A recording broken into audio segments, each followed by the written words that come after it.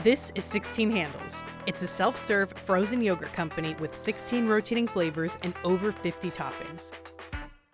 Most of its 40 locations are on the East Coast. This was $10.75 and well worth it. $9.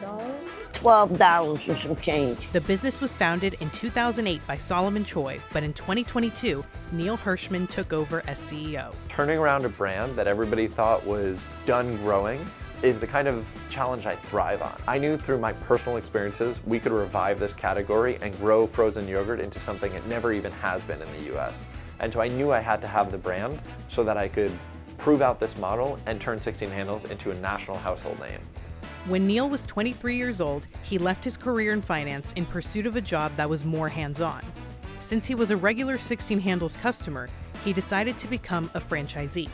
And when I sat down with their CEO and their CFO at the time, I realized that they had sort of gone a little bit stale with the brand in a way that their customers could sort of feel. That was very exciting to me because it showed that with new energy and new ideas, there was room to push the needle and innovate a little bit. Neil bought his first 16 Handles franchise in the Murray Hill neighborhood of New York City for about $555,000 when he was 23 years old. When he took over as CEO of the brand in 2022, the demand for frozen yogurt was declining each year. I think initially the decline in frozen yogurt was just about the diversity of options that consumers had in the marketplace. Now you see a consumer that is once again starting to think more about healthier options, and frozen yogurt is starting to grow in relevance again. Here's how Neil Hershman turned a stale frozen yogurt business into a company that brings in about $21 million a year.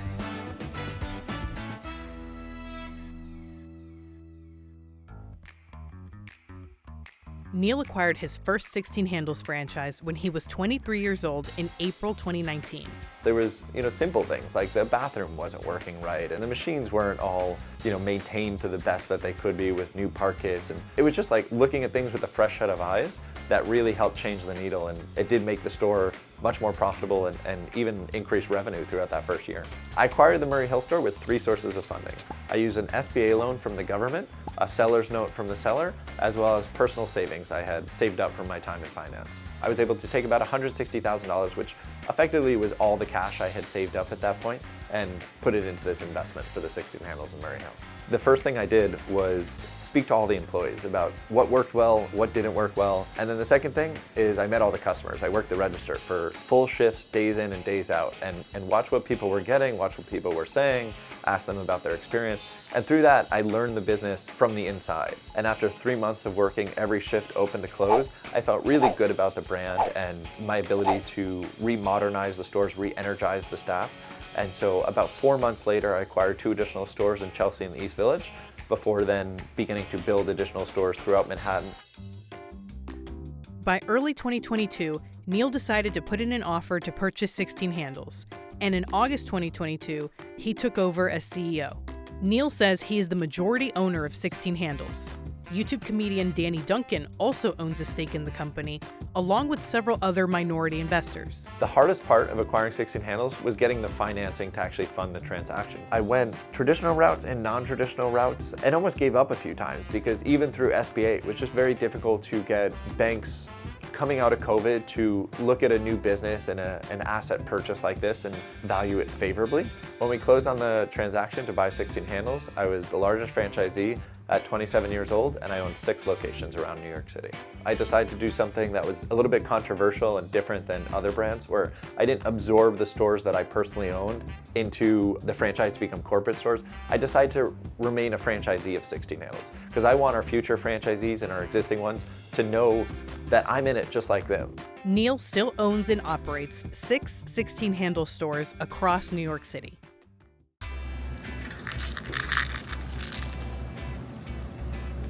Frozen yogurt exploded in popularity in the early 2000s, but fell out of favor over the last several years. However, that's begun to change. In fact, in the year ending July of 2025, total frozen yogurt servings are up 10% year over year.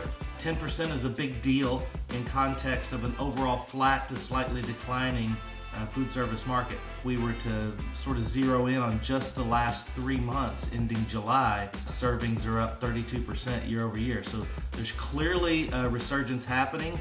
Neil believed in the potential of a resurgence when he purchased 16 Handles. This may be controversial, but when I bought 16 Handles, everyone told me that frozen yogurt was a dead sector, that we had seen the rise and it was the fall.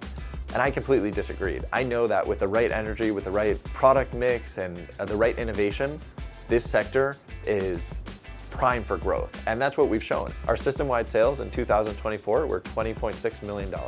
Our system-wide sales for the first half of 2025 were $12.5 million. Our projected 2025 system-wide sales are $28 million.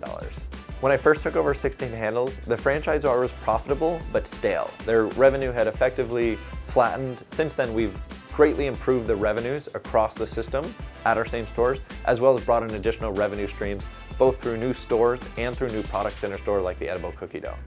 Neil says that the retail cookie dough pints added about $200,000 to 16 Handles' system-wide revenue in the past 12 months. The pandemic further impacted restaurant frozen yogurt consumption.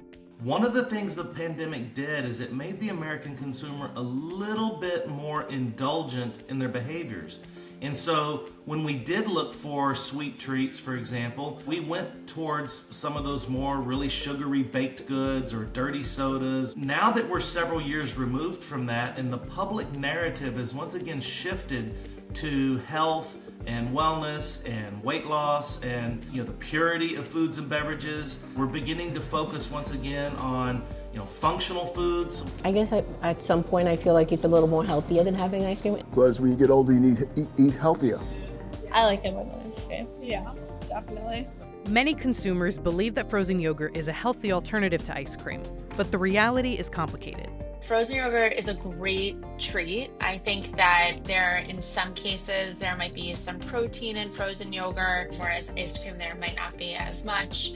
But frozen yogurt still has a considerable amount of sugar, so you have to be careful about how much sugar might be in various frozen yogurt options. The serving size for 16 Handles frozen yogurt is 2/3 of a cup, which is around 20 grams of sugar and 140 calories. Well, if you look at a soda, like a Coca-Cola, that also in 1 cup of Coca-Cola, that also has about 20 grams of sugar. So just like I would tell a patient of mine not to have soda multiple times in a week, I'd probably tell them not to have frozen yogurt multiple times in a week. At 16 Handles, you fill up a cup with frozen yogurt and toppings and pay per ounce.